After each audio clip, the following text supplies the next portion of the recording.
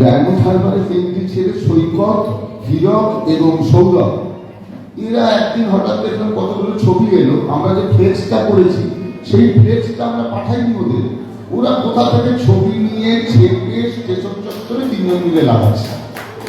এই উদ্যোগ বাংলা কবিতায় কোথায়? কিন্তু কোথাও না কোথাও আছে।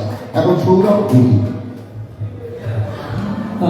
ধন্যবাদ। বাংলা কবিতা পার্বণ সারা জীবন হৃদয়ে থাকুক। আর সৈকত এত ভালো একটা কবিতা পড়ে গেল, তারপরে আমি কি করে ম্যানেজ করবো সেটাই ভাবছি। আজ আমার কবিতার দুটো কবিতা হলো। প্রথম কবিতার নাম হলো বিউলির বই। ভারতবর্ষের সূর্যোদয় হয় তোমার প্রথম কাজ ধরার সাথে। হিমের হাওয়া, উনুনের জাল খেলা ভোর, তখনও ঘুমিয়ে পাড়ার গলি থেকে মহল্লা। মায়ের কোনো বিশ্রাম নেই, রক্ত মাংসে শ্রম। দুঃখ এলে একলা বসে বিউলি ডালে বড়ি বানায়। মা তাকেই নিবিড় আশ্রম মনে করে। হতাশা নেই কখনো, মুখে অফুরন্ত এক সন্দেশ হাসি। আমি তখন দেখি অনবরত, ঠিক যেন দেবী কুষ্মান্ডা হয়ে বসে আছেন তিনি আমাদের মাথার উপর। দ্বিতীয় কবিতার নাম বৃন্দা।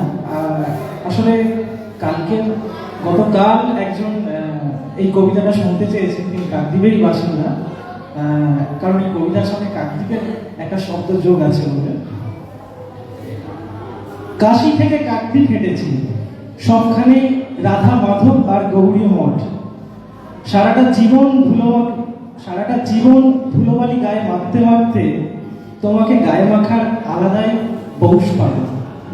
কোনো এক শীতের সন্ধে প্রদীপের জলজলে আলোতে হাত রেখে বুঝেছিলাম ভালোবাসি। তোমার ভাবনা জিজ্ঞেস করলে কখনো মুখের ওপর না বলে, আবার রাত হলে দূর থেকেই সমুদ্ভাসিত আলিঙ্গন করে। রাত শেষ হওয়ার পথ এলে আমার শরীরে শুধু তোমার ঘ্রাণ। চোখ বুঝে দেখি মিশে যাচ্ছে ঠোঁট থেকে দেহ মন, আমাদের হৃদয় মাঝে শ্রীবৃন্দাবন। ধন্যবাদ।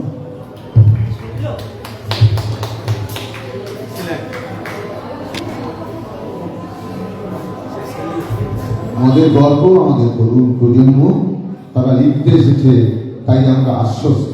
এবং সৌরভ পুতির হাতে অনুষ্ঠানের স্মারক এবং ব্যাগ তুলে দিচ্ছে সর্বাধিক মঞ্চে ডেকে